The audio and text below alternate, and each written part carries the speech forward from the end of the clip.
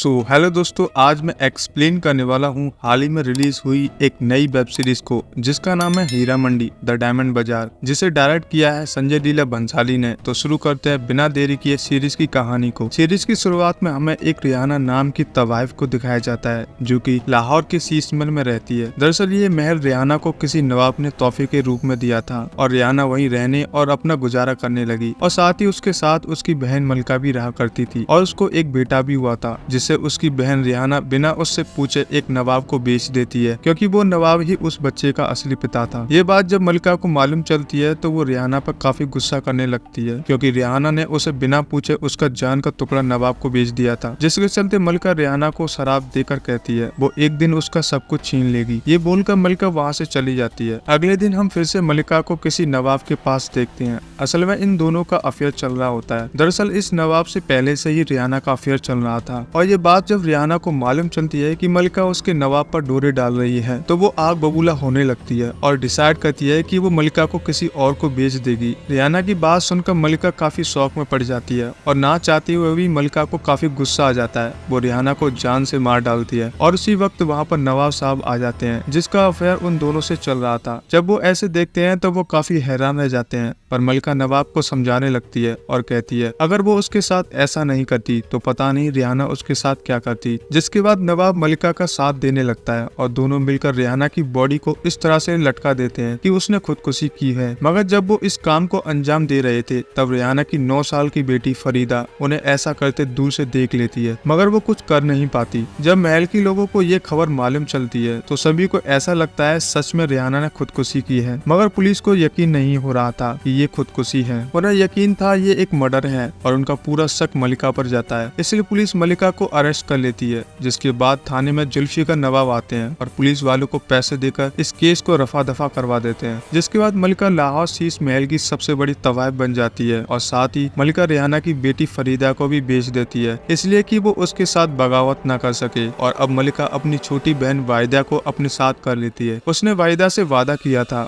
वो उसे उसका एक अलग महल दे देगी। देखते ही देखते कुछ दिन बीत जाते हैं, लेकिन मलिका उसको उसका महल नहीं दे रही थी। जिसके चलते वाहिदा गुस्से से मलिका के पास जाती है और उसे धमकाने लगती है और कहती है अगर उसे महल नहीं मिला तो वो थाने जाकर पुलिस को उसका सच बता देगी। उसकी बात सुनकर नवाब को गुस्सा आ जाता है और वो वाहिदा को एक थप्पड़ लगा देता है, जिससे उसके चेहरे पर चोट लग जाती है, जिसके निशान इतने सालों बीतने के बाद उसके चेहरे से नहीं मिटे थे। और साथ ही मलिका की उम्र भी हो गई थी, लेकिन आज भी शीश महल को मलिका जान चला रही थी। मलिका के दरबार में एक दिन उस्ताद आता है जो कि नवाबों को शीश महल लाता था और आज वो एक आदमी को लेकर आता है जो कि गीत संगीत रिकॉर्ड करता है और वो चाहता है मलिका जान की बड़ी बेटी बिब्बो का गाना रिकॉर्ड करे। तभी मलिका जान बोलती है अगर किसी को बिब्बो का गाना सुनना है तो उन्हें यहाँ आकर सुनना होगा, और सबसे बड़ी बात बिब्बो के गाने कुछ खास लोगों के लिए होते हैं, इसलिए मलिका उन्हें गाना रिकॉर्ड करने से मना कर देती है। दूसरी तरफ हम बिब्बो को देखते हैं जो अपने मुजरे से सबको खुश कर देती है। दरअसल बिब्बो का अफेयर नवाब बल्ली के साथ चल रहा होता है। जिसके बाद हम एक साइमा नाम की लड़की को देखते हैं जो शीश महल में काम किया करती थी और मलिका जान चाहती थी वो उसे भी किसी को बेच दे, मगर साइमा इसके लिए तैयार नहीं थी। उसी वक्त मलिका साइमा से बोलती है कि वो जाकर आलम को बुलाए। यहाँ पर आलम मलिका की सबसे छोटी बेटी थी जिसे शेर व शायरी का बहुत ज्यादा शौक था। वो शायर बनना चाहती थी, लेकिन मलिका इसके लिए तैयार नहीं थी। उनका मानना था तवाइफ की बेटी तवाइफ ही बनती है। और अब साइमा आलम को बुलाने जाती है तो वो गलती से उसका मोती वाला हाथ तोड़ देती है, जिससे साइमा काफी डर गई थी, लेकिन वो जानती थी कि मलिका जान इससे काफी गुस्सा करेगी। जिस पर आलम बोलती है वो सब कुछ हैंडल कर लेगी, उसे डरने की जरूरत नहीं है। जिसके बाद आलम उस टूटे हार को लेकर मलिका जान के पास जाती है और कहती है वो हार उससे टूट गया है। लेकिन जब मलिका उस हार को देखती है तो उस हार से एक मोती गायब था। जिस पर आलम बताती है वो मोती ठंडे पानी में गिर गया है और वो उसे अभी नहीं ढूंढ सकती। जिस पर उसकी माँ मलिका आलम से कहती है अगर उसे वो मोती नहीं मिला तो वो साइमा को बेच देगी। जिसके चलते आलम उस ठंडे पानी में जाती है और उस मोती को ढूंढ कर वापस लाती है, जिससे मलिका काफी खुश होने लगती है। दरअसल मलिका ने आलम को सजा इसलिए दी ताकि आलम को हर चीज की कीमत पता हो, और साथ ही वो चाहती थी कि आलम अब नौजवान हो चुकी है, इसलिए अब उसकी नाक नथ उतराई होनी चाहिए। माँ की बात सुनकर आलम काफी डर जाती है और इसके लिए मना करने लगती है, क्योंकि उसका सपना था कि वो बड़े होकर एक शायर बने। मगर मलिका जान उसकी एक बात नहीं सुनती और उसकी नथ उतराई घोषित कर देती है ताकि उसे कोई अमीर नवाब मिल जाए। जिसके बाद वहाँ पर लज्जो नाम की एक तवाइफ आती है जिसे मलिका जान अपनी बेटी की तरह समझती थी। लज्जो और बिब्बो मिलकर आलम को समझाने लगती है, उसे माँ की बात बात माननी पड़ेगी क्योंकि उनके पास और कोई दूसरा ऑप्शन नहीं है। मगर आलम उनकी बात सुनने के लिए बिल्कुल भी तैयार नहीं थी। आलम के वहाँ से जाने के बाद लज्जो बिब्बो को बताती है कि उसे जोरावर नवाब से प्यार हो गया है और उसे पूरा विश्वास है कि जोरावर भी उसे बहुत प्यार करता है और एक दिन जरूर वो उससे शादी करेगा। बिब्बो ये बात सुनकर लज्जो के लिए काफी खुश थी। दूसरी तरफ हमें नवाब ताजदार को दिखाया जाता है जो अभी लंदन से अपनी पढ़ाई करके आए हैं और उसकी दादी चाहती है कि ताज भी हीरा मंडी जाए और वहाँ लड़कियों से प्यार करना सीखे। जिस बात पर ताज कहता है कि उसे किसी और से प्यार सीखने की जरूरत नहीं है। जब उसे किसी से प्यार हो जाएगा तो अपने आप सबको मालूम चल जाएगा क्योंकि उसका प्यार उतना ही खास होगा जितना उसकी दादी के लिए है। जिसके बाद हम एक ऑफिसर को देखते हैं जो मलिका जान से मिलने आया होता है। दरअसल उस ऑफिसर ने एक पार्टी रखी थी और वो चाहता था कि मलिका जान उस पार्टी में अपनी कुछ लड़कियों को भेजे, जिस पर मलिका जान कहती है उसकी लड़कियां तवाइफ हैं, कोई ऐसी वैसी लड़कियां नहीं हैं जो किसी भी पार्टी में जाकर मुजरा करेंगी। इसलिए मलिका जान उस ऑफिसर से मना कर देती है। ना सुनकर ऑफिसर को मलिका जान पर गुस्सा आ जाता है और कहता है वो उसको बर्बाद कर देगा। इसलिए वो साहब जी को अपने पास बुलाता है और उसके साथ रात रंगीन करता है ताकि वो मलिका जान की हर खबर उन तक पहुंचा सके। दूसरी तरफ हम मलिका जान को देखते हैं, वो कहीं जा रही होती है और वो साथ ही आलम को चलने के लिए बोलती है मगर आलम बीमारी का बहाना लगा देती है। लेकिन तभी आलम को मालूम चलता है कि वहाँ पर एक शायर का मुशायरा था। ये सुनकर आलम अब अपनी माँ के साथ आना चाहती थी मगर उसकी माँ उसे लेकर नहीं जाती। इस दौरान आलम छुपकर अपनी माँ के पीछे चली जाती है मगर वहाँ जाने पर आलम की मुलाकात ताज से होती है और पहली नजर में दोनों को एक दूसरे से प्यार हो जाता है। लेकिन अचानक से आलम वहाँ से चली जाती है जिसके कारण ताज को आलम का नाम और पता नहीं मिल पाता। मगर मलिका जान को मालूम चल गया था कि आलम यहाँ आई थी, इसलिए मलिका आलम को सजा देने के लिए उसकी शायरी की किताबों को जला देती है ताकि फिर से वो ये गलती ना कर सके। मगर आलम काफी दुखी हो गई थी।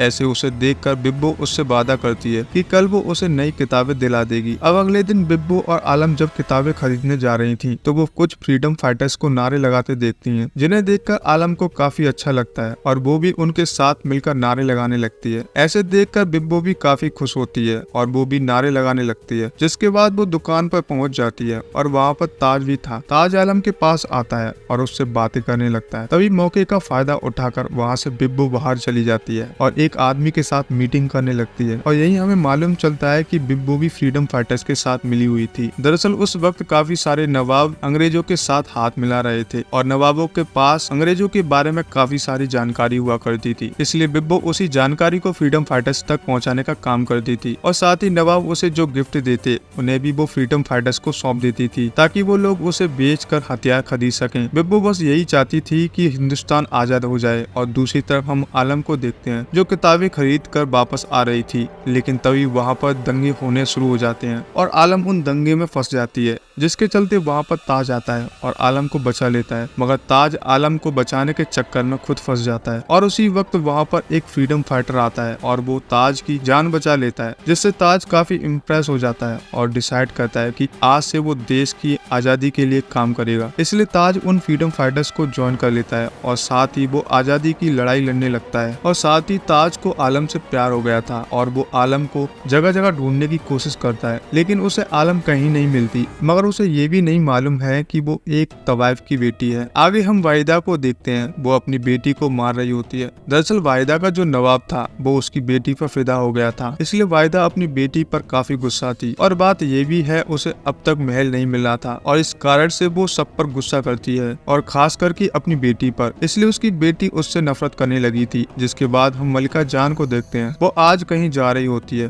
कि तभी वो देखती है फरीदा वापस महल में आ गई है और वो उसे देखकर काफी हैरान थी क्योंकि उसकी शक्ल हूबहू उसकी माँ रिहाना से मिलती थी, क्योंकि उसकी माँ को तो मलिका ने ही मारा था और ये सब होते हुए फरीदा ने देखा था। लेकिन ये बात मलिका को मालूम नहीं है कि फरीदा ने अपनी माँ को मरते हुए देखा था। मगर तभी फरीदा मलिका जान से कहती है वो अपनी माँ की मौत का बदला उससे जरूर लेकर रहेगी और उससे उसका सब कुछ छीन लेगी। दरअसल फरीदा का अफेयर एक चौधरी नाम के अमीर आदमी के साथ था और उसने शीश महल के सामने वाला महल खरीद लिया था और फरीदा वहीं रहने वाली थी ताकि वो मलिका जान को बर्बाद बर्बाद कर सके। अगले दिन सुबह फरीदा उस्ताद जी को बुलाती है और मलिका जान के बारे में सारी जानकारी हासिल कर लेती है। तब उसे मालूम चलता है कि कैटरिंग नाम का ब्रिटिशर ऑफिसर मलिका पर काफी गुस्सा है और वो हर हाल में मलिका जान को बर्बाद करना चाहता है, जिसके चलते फरीदा उसी ऑफिसर से मिलने जाती है और उसे बताती है कि किस तरह मलिका जान ने उसकी माँ को मारा था और वो चाहती है ऑफिसर उसकी माँ का केस दोबारा से रीओपन करे। जिस पर ऑफिसर बोलता है जब तक उनके पास कोई सबूत नहीं होंगे तो वो मलिका को अरेस्ट नहीं कर सकता। जिसके बाद फरीदा उस ऑफिसर को सीड्यूस करने लगती है और वो उसके प्यार में फिसल जाता है। अब ऑफिसर फरीदा के कहने पर कुछ भी कर सकता था और जब ये बात मलिका जान को मालूम चलती है तो वो काफी घबरा जाती है और टेंशन लेने लगती है और साथ ही इस बात का जुल्फिकार नवाब को भी मालूम चल चुका था। इसलिए वो मलिका के पास आकर उसे वार्न करता है कि उस ऑफिसर को कोई सबूत हासिल नहीं होने चाहिए। अगर उसे सबूत हासिल हो गए तो उनकी जिंदगी बर्बाद हो जाएगी। जिसके चलते मलिका को याद आता है उस केस की फाइल उसने अपनी बहन वाहिदा को दी थी और वो वाहिदा के पास जाती है और उससे उस फाइल को मांगने लगती है। वाहिदा मलिका को बताती है उसने उस वक्त ही उस फाइल को जला दिया था, लेकिन यही हमें एक सच मालूम चलता है। दरअसल वाहिदा ने वो फाइल अभी तक नहीं जलाई है, उसने उस फाइल को संभाल कर रखा है ताकि वक्त आने पर वाहिदा उस फाइल को मलिका के खिलाफ इस्तेमाल कर सके। तो वहीं दूसरी तरफ हम लज्जो को देखते हैं। वो पूरी तरह से शराब में टल्ली थी, इसलिए उससे मिलने के लिए बिब्बो जाती है और उसे समझाने लगती है कि वो इस तरह से शराब पीना बंद करे। यही हमें मालूम चलता है कि लज्जो जिस नवाब से प्यार करती है वो नवाब किसी और से शादी करने वाला है, जिसके कारण लज्जो काफी दुखी थी। दरअसल उसे लगा था जोरावर उससे प्यार करता है, मगर जोरावर प्यार करने का दिखावा कर रहा था और यहाँ तक कि उस जोरावर ने लज्जो को अपनी शादी में डांस करने के लिए बुलाया था और लज्जो वहाँ जाने के लिए तैयार थी। मगर बिब्बो कहती है वो उसकी जगह वहाँ चली जाएगी, लेकिन लज्जो बात नहीं मानती और वो वहाँ चली जाती है और डांस करने लगती है और डांस करते करते लज्जो काफी इमोशनल हो जाती है और जोरावर से कहती है कि वो उससे दिलो जान से प्यार करती है। उसकी ये बात सुनकर जोरावर काफी भड़क उठता है और उसे वहाँ से भगाने लगता है और उसी वक्त वहाँ पर मलिका जान की एंट्री होती है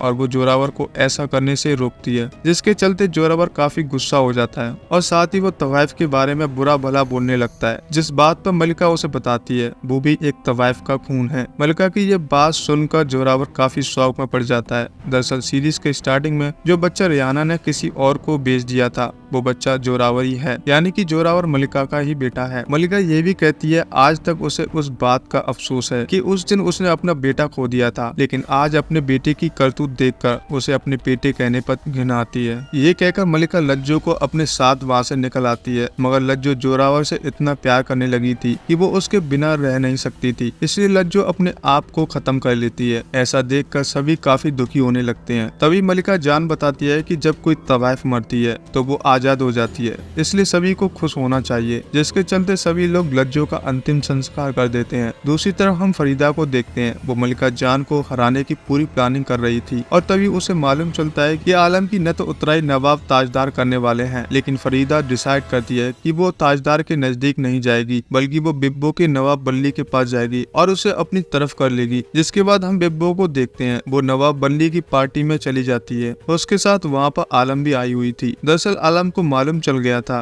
कि ताज कोई नवाब है और नवाब आज इस पार्टी में जरूर आएगा, इसलिए वो यहाँ पर आई थी और वहाँ पर फरीदा भी आई थी। फरीदा आलम से बातें करने लगती है और आलम बातों बातों में फरीदा को बता देती है कि वो ताज को पसंद करने लगी है, जिसके चलते फरीदा उन दोनों को मिलवाने में जुट जाती है। दरअसल फरीदा ये सब इसलिए कर रही थी कि मलिका जान आलम को सबसे बड़ी तवाइफ बनाना चाहती है। अगर आलम को किसी और से प्यार हो गया तो वो तवाइफ नहीं बनेगी और मलिका जान का सपना टूट जाएगा, इसलिए फरीदा आलम और ताज को मिलवाने में जुट जाती है और इसी के साथ इस सीरीज का फर्स्ट पार्ट खत्म होता है। और अगर आप लोग सेकंड पार्ट देखना चाहते हैं तो प्लीज कमेंट करके जरूर बताना, क्योंकि सेकंड पार्ट में इस सीरीज को मैं कंप्लीट कर दूंगा। और अभी तक आप लोगों ने हमारे चैनल को सब्सक्राइब नहीं किया है तो प्लीज जरूर सब्सक्राइब कीजिएगा। जय हिंद दोस्तों।